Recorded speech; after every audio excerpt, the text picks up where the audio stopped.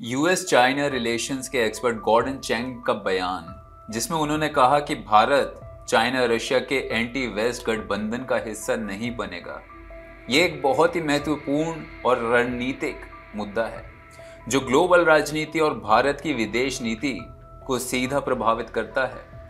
नमस्कार दोस्तों, मैं हूं पारस नागर और आप देख रहे हैं इन खबर। आज के समय में चाइना और रशिया आपस में काफी नजदीक आ रहे हैं। यूक्रेन युद्ध, सैंक्शंस और वेस्ट के खिलाफ खुली चुनौतियों के बीच ये दोनों देश एक नए एंटी वेस्ट ब्लॉक का रूप लेते हैं। लेकिन गॉर्डन चैंग का कहना है कि मोदी का भारत ऐसे कदम बिल्कुल नहीं उठाएगा, क्योंकि भारत वेस्ट के साथ अपने संबंध कभी तोड़ना नहीं चाहेगा।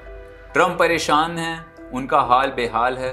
भारत के खिलाफ 50% टैरिफ ऑलरेडी लगा चुके हैं। इस पर गॉर्डन चैंग ने कहा कि अमेरिका को भारत के प्रति थोड़ा नरम रुख दिखाना चाहिए, क्योंकि अभी तक भारत चाइना के पक्ष में नहीं गया है। मतलब ये है कि भारत अपनी रणनीतिक स्थिति को काफी समझदारी से संभाल रहा है। एससीओ सम्मेलन में मोदी ने रशिया और चाइना दोनों के नेताओं से मुलाकात की, लेकिन जब चाइना ने विक्ट्री डे परेड के लिए निमंत्रण दिया तो मोदी ने शामिल होने से परहेज किया। ये एक प्रत्यक्ष संकट था कि भारत अपना कदम सोच समझकर रखता है और किसी भी एंटी वेस्ट ब्लॉक में सीधे सीधे शामिल होने से बच रहा है। भारत के लिए संतुलन इसलिए भी जरूरी है क्योंकि एक तरफ क्वाड जैसे समूहन में हम वेस्टर्न लोकतंत्रों के साथ भी खड़े हैं और दूसरी तरफ रशिया जैसा बहुत पुराना मित्र भी हमारे साथ है।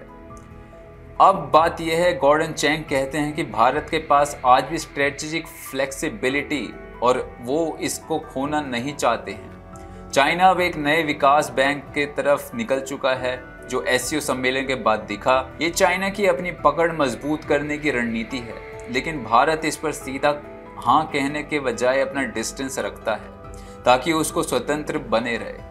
तो अब सवाल ये है कि क्या भारत को इसी तरह अपना संतुलन बनाए रखना चाहिए?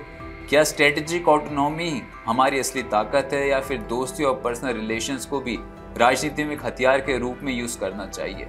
सोचिए जरूर और अपना जवाब कमेंट सेक्शन में लिखिए।